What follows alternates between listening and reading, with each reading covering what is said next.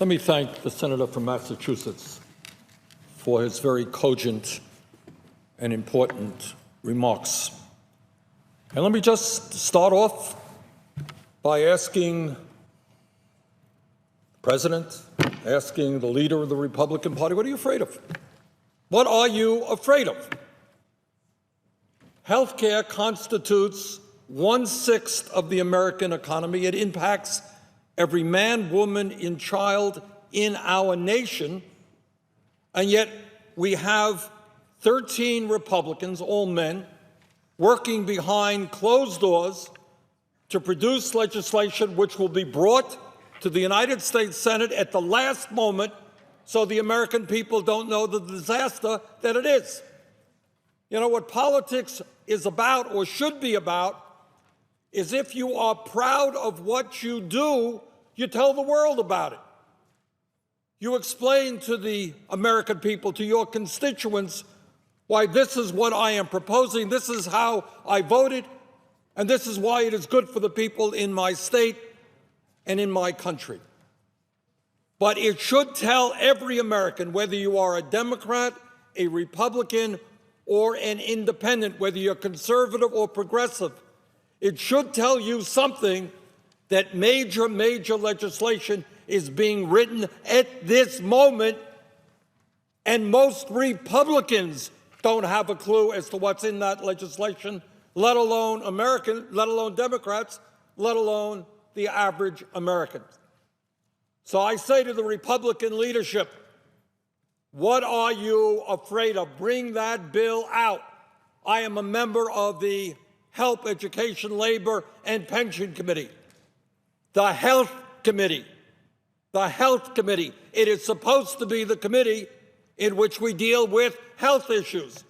I see Senator Murray here as the ranking member of that committee, and she will concur with me that that committee has held 0 hearings. It is the Health Committee.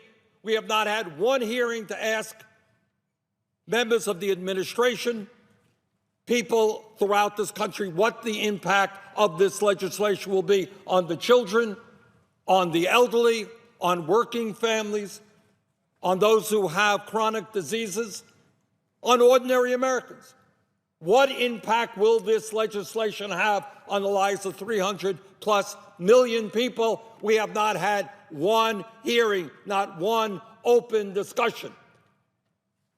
And I should think that every Republican should be embarrassed by this, and I know that many of them are embarrassed about it. So before there is any vote on any health care legislation, we need to have a series of hearings to discuss the implications of what that legislation is about. Mr. President, as I think you have heard, during the debate over the Affordable Care Act, and I am a member of that committee, we had 47 bipartisan hearings, not only in the Health, Education, and Labor Committee, but also in the Finance Committee, other committees. There were roundtables. There were walkthroughs of the Affordable Care Act. There was a consideration of more than 300 amendments. Some 150 amendments offered by Republicans were accepted. In 2009 and 2010, the Finance Committee held 53 hearings, meetings, negotiations, and walkthroughs on the Affordable Care Act. That committee marked up the Affordable Care Act for 8 days. A markup means you accept amendments, you have debates on amendments. That was the longest markup in 22 years, and adopted during that process over 10 Republican amendments. When the bill was considered on the Senate floor, the Senate spent 25 consecutive days in session on health reform, the second longest session in history. And oddly enough, and interestingly enough, many of my Republican colleagues during that process, after 25 consecutive days on the Senate floor, after numerous hearings in the Health Committee, in the Finance Committee, there were senators who said it wasn't enough time. They were saying this is such an important piece of legislation, It's going to impact so many people. We need even more time. Senator Enzi said, quote, cutting off Senate debate and deliberation with the budget reconciliation process would shortchange legislation with enormous impact, end quote. Senator Lamar Alexander said, and I quote, I don't think people are going to feel as good about a bill that restructures 1/6 of our economy, that affects every single American's health, and the health care bill is being written behind closed doors in the Democratic leader's office. So in other words, you had Republican leaders thinking that the hundreds and hundreds and hundreds of hours of discussion and debate on the Affordable Care Act was not enough. And I find it amazing that those same Republicans seem to think it's okay for legislation to be written behind closed doors and not have one single committee hearing. Now, the truth is, Mr. President, I can understand why Republicans do not want open discussion and open debate on this issue. Because the bill that they are working on, which is based on the disastrous bill passed in the House last month, is a bill that would do incalculable harm to people all over our country and really should not be considered as a health care bill.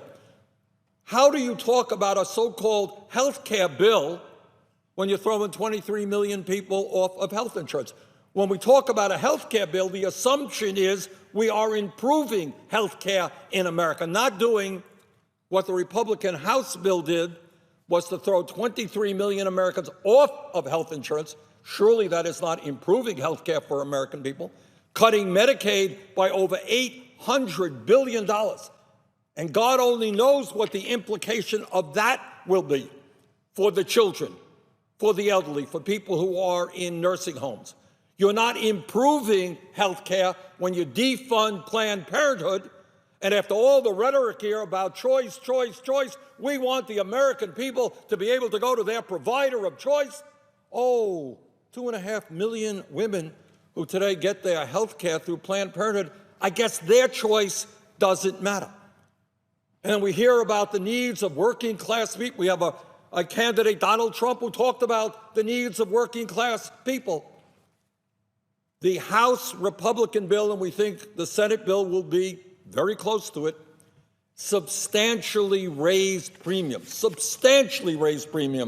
for older workers. And that is why, among other groups opposing the House bill, the AARP made the point that this would be a disaster for older workers. The truth is, Mr. President, this is not a health care bill. This is a tax break for the rich and multinational corporations bill. This is a bill that would provide over $200 billion in tax breaks to the top 2%. This is a bill that would provide hundreds of billions of dollars in tax breaks for the drug companies and the insurance companies. Last information I received, pharmaceutical industry, the major 5 drug companies made over $50 billion in profit. But this legislation would throw Americans off of health insurance to give the drug companies even more profit. This legislation, the House bill, and I think similarly the bill being worked on behind closed doors, is not only opposed by the AARP, the largest senior group in America, it is opposed by the American Cancer Society, by the American Heart Association, by the American Lung Association, the Cystic Fibrosis Foundation, the March of Dimes, the National MS Society, the American Medical Association, because the doctors know what a disaster this will be for health care for millions of Americans, the American Nurses Association, and the American Hospital Association. So you got all of these groups who are the pillars of health care in America saying, no, no, this is a disastrous bill, and yet we have the Republican leadership and a dozen or so members working behind closed doors.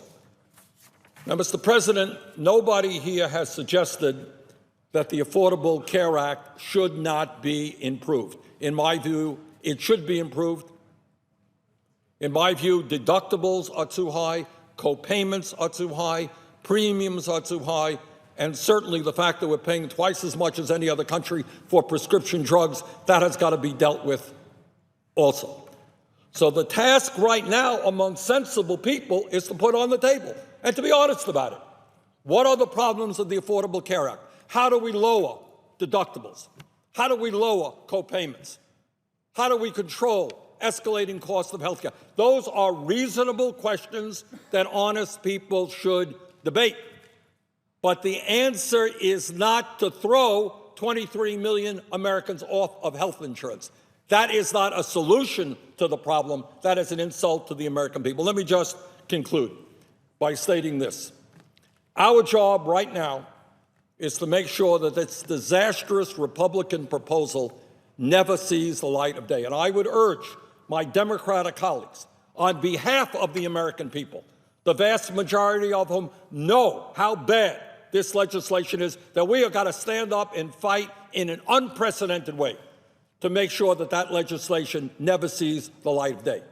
And after we win that struggle, I would hope that we would come forward as a nation and join every other major country on earth, whether it's Canada, and I live 50 miles away from the Canadian border, whether it's the United Kingdom, France, Germany, that we would join every other major nation on earth and say that health care is a right of all people, not a privilege. If you are an American, you are entitled to health care. You should not be one of the 23 million people thrown off of health care, bringing the total of uninsured in America over 50 million people. That is outrageous. So, Mr. President, I think you're going to hear the American people stand up loudly and clearly, demand transparency, demand serious debate on an issue of this consequence, and I think at the end of the day, this legislation will be defeated. Thank you, and I would yield the floor. Mr. President.